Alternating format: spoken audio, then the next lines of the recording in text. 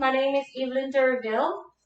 I want to tell you how much I appreciate you being here. I thank you for taking time of your night, pretty much, to help me out. So the subject we're going to talk about today is capital punishment, and to me, it's a legal crime. I'm going to start by telling you about my daughter. 7 years ago, I was 7 months pregnant. Went to the hospital, and I was told that I was in premature labor. When we asked, the doctor said she was 3 pounds and a half, and my husband was distraught because we're not used to a 3 pounds and a half baby. One day he was at work, and I was in the hospital by myself. Her heart stopped for 5 minutes. The nurses coming over, doing everything they had to do. And I remember praying, God, please save my baby. That was our first child, and the last thing I wanted was for me to lose her. And while we were going through that, it just hit me that it wasn't my choice or that baby's choice for her to live. At that point, it was out of our hands. It was in God's hand.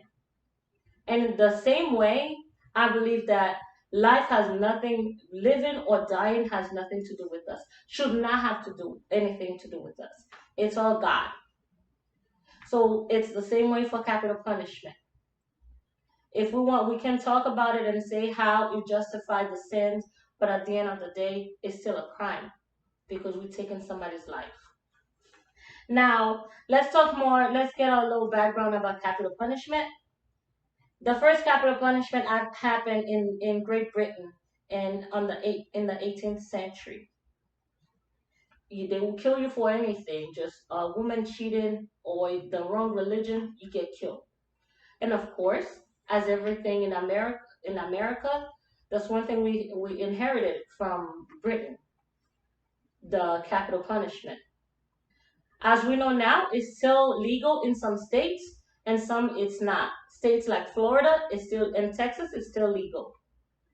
And no matter how much they try, pharmaceutical companies, they try to make it illegal, it still happens.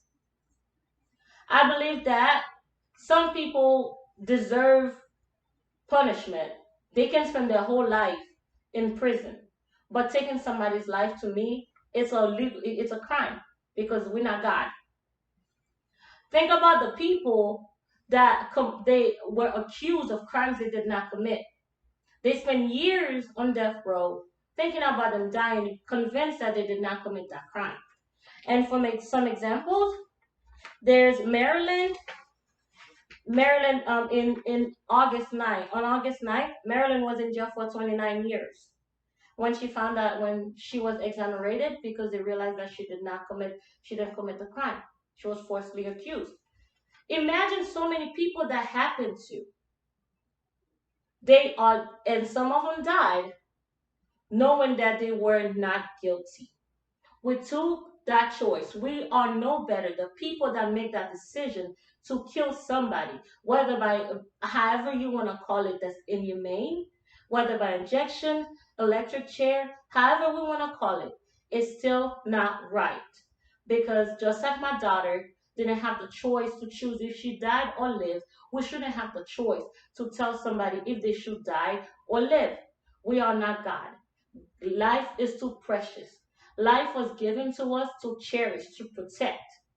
It was not given to us to make the decision whenever we should take it away or give it.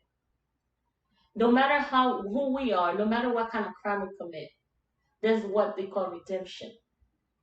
And I believe redemption is something we should work on. Instead of killing people, we should try to have programs to keep them, to instruct them, because some of them did not have a good home when they were growing up. Us killing them doesn't make it better. You remember when you were little, they used to say two right don't make it wrong, two wrong don't make it right? It's the same thing. What are we teaching our kids if we say it's okay because somebody did something, they deserve to die? They kill, we're gonna kill them. So I'm gonna say it today, and I am convinced that death penalty should be abolished in every state, in every country. Thank you very much.